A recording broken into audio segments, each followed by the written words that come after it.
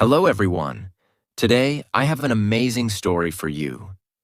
It's not just for your listening practice, but also to inspire you. The story is called Nothing is Free, and it will show you that hard work and determination can change lives. There was a young man named Leo, 20 years old, living in a small, quiet town surrounded by mountains. Leo had big dreams. He wanted to own a chain of restaurants and become a successful entrepreneur. But life wasn't easy for him. Leo's family was struggling financially. His father, Mark, was a mechanic, and his mother, Claire, cleaned houses to make ends meet. Leo's younger sister, Sophie, was just 10 and looked up to him as her hero. One cold evening, Leo sat outside his small house, staring at the stars. He whispered to himself, "I want to give my family a better life. But how do I start when we barely have enough to survive?" The next day, Leo shared his dreams with his father. Mark sighed and said, "Leo, dreams are not free. If you want something, you have to fight for it. Start with what you have, even if it's small." Leo thought deeply about his father's words. Then, an idea struck him. He noticed that in his town, people loved fresh bread but had to travel to a bakery far away. He decided to start selling fresh bread locally. But there was a problem. Leo had no money to buy the bread. He decided to take a chance and approach the bakery's owner, Mr. Anderson. Leo walked miles to meet Mr. Anderson, a grumpy old man who rarely trusted anyone. With confidence, Leo said, "Mr. Anderson, I want to sell your bread in my town, but I don't have money to buy it up front. Can you trust me for 1 week? I will sell the bread, return your money, and keep a small profit." Mr. Anderson raised an eyebrow. "And why should I trust you, young man?" he asked. Leo replied firmly, "Because I am determined, and I will work hard to prove myself." After a long pause, Mr. Anderson said, "All right, I'll give you bread for 1 week. If you fail to pay me back, don't bother coming here again." Leo was thrilled. Early the next morning, he carried the bread back to his town and set up a small stand near the park. He greeted every passerby with energy and a smile, saying, "Fresh bread, warm and delicious." At first, people were hesitant. They didn't know if the bread was good. But Leo offered free samples and soon had his first customer. By the end of the day, he had sold all the bread and made a small profit. That evening, he returned to Mr. Anderson and paid him back. The old man nodded and said, "You kept your word. Come back tomorrow." From then on, Leo worked tirelessly. He woke up at 4 a.m., walked to the bakery, carried bread to his town, and sold it with passion. After 2 months, he had saved enough money to buy a small cart, making it easier to transport more bread. One day, a customer suggested, "Leo, why don't you bake your own bread? You're good at selling, but if you bake, you'll make more profit." This idea excited Leo, but it also scared him. He had never baked anything in his life. This was the moment where Leo realized, nothing is free. Not success, not knowledge, not growth. If I want to succeed, I must take risks and learn. Leo couldn't stop thinking about the idea of baking his own bread. If he could bake, he wouldn't have to rely on Mr. Anderson, and his profit would grow. But there was one big problem. He didn't know how to bake. Leo decided to ask Mr. Anderson for help. The next morning, after delivering his payment, Leo said, "Mr. Anderson, can you teach me how to bake?" The old man frowned. "Why should I teach you? If you bake, you won't buy from me anymore. That's bad for my business." Leo looked at him and said, "You're right, but I won't forget the man who gave me my first chance. If I succeed, I'll make sure to help your bakery too." Mr. Anderson thought for a moment, then said, "Fine. But baking isn't easy. It takes time, patience, and hard work. If you're ready for that, I'll teach you. The lessons began early the next morning. Leo arrived at the bakery at 3 a.m. before the sun was up. Mr. Anderson showed him how to mix flour, knead the dough, and bake it perfectly. At first, Leo struggled. His hands hurt from kneading, and his bread came out too hard or too soft. One day, after ruining another batch of bread, Leo sat down, feeling defeated. He said to himself, "Maybe I'm not good enough for this. Maybe I should give up." But then he remembered his father's words. Dreams are not free. He realized that every mistake was teaching him something new. Giving up was not an option. The next day, Leo went back to the bakery with even more determination. He practiced every single step carefully. Slowly, his bread started improving. After 2 weeks, Mr. Anderson handed him a loaf and said, "This is perfect, Leo. You're ready." Leo was overjoyed.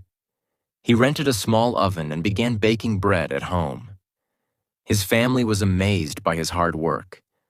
Sophie, his little sister, helped him pack the bread, and his mother made tea for him while he worked late into the night. Soon, Leo wasn't just selling bread. He started making cookies and pastries too. People in the town loved his products. They said, "Leo's bread tastes better than anything we've had before." But success wasn't easy. One day, a new bakery opened in the town, run by a young man named Eric. Eric had a big, fancy shop with colorful signs and decorations. People were curious and started buying from him instead. Leo noticed his sales dropping. He felt scared. What if he lost everything he worked so hard for? But instead of panicking, Leo decided to improve. He listened to his customers and asked, "What do you like about Eric's bakery? What can I do better?" Some said, "Eric's shop looks clean and pretty." Others said, "His cakes have beautiful designs."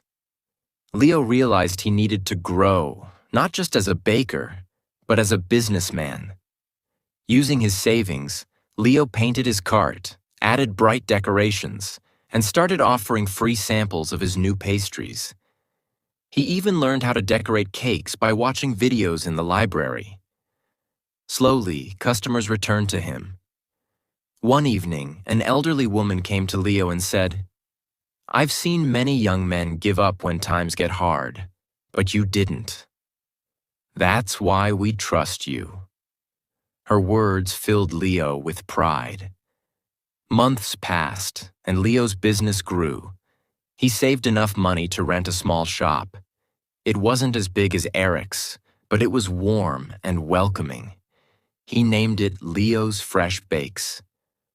Every morning he woke up before sunrise, baked fresh bread, and opened his shop with a smile. His parents and sister helped him. Sophie, now 11, loved talking to customers, and Claire managed the accounts. But Leo knew this wasn't the end of his journey. He wanted to reach more people, make his family proud, and prove to himself that anything is possible with hard work. Leo's bakery, Leo's Fresh Bakes, was becoming the heart of the town. People loved his fresh bread, cakes, and pastries. Business was growing, and his family was proud of him. But life wasn't done testing Leo. One stormy night, as Leo was closing his shop, he noticed smoke coming from the bakery. He rushed inside and saw that a small fire had started near the oven. He quickly grabbed water and managed to stop the flames, but much of his equipment was damaged. The next morning, when the townspeople heard about the fire, they came to check on him. Some said, "Oh no, what will Leo do now?" Others whispered, "Maybe this is the end for him." Leo felt heartbroken but not defeated. He stood outside his bakery and said, "This is just a challenge. I've faced struggles before, and I will face this too. I won't give up." He took a deep breath and began making a plan. He calculated how much money he had saved and realized it wasn't enough to replace all the equipment. For a moment, fear crept in. But Leo remembered his journey, how he started with nothing but a dream and hard work. Instead of sitting and worrying, Leo asked for help. He approached Mr. Anderson, who had retired, and said, "Sir, I need advice. What would you do if you were me?" Mr. Anderson smiled and said, "Leo, you already know the answer. You've taught yourself that nothing is free. Work harder, believe in yourself, and people will believe in you too." Inspired, Leo decided to rebuild. He didn't wait for someone to rescue him. He started baking at home again with the little equipment he had left. He told his customers, "I won't let you down. I'll keep serving you, even if it's just a small amount for now." The townspeople admired his courage. Many of them started helping him.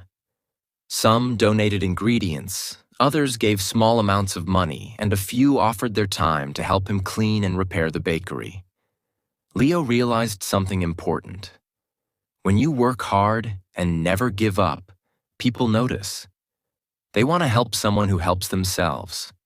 After months of hard work, Leo reopened his bakery. It was better than ever. He painted the walls, added new decorations, and even introduced new items like cupcakes and muffins. His customers were overjoyed.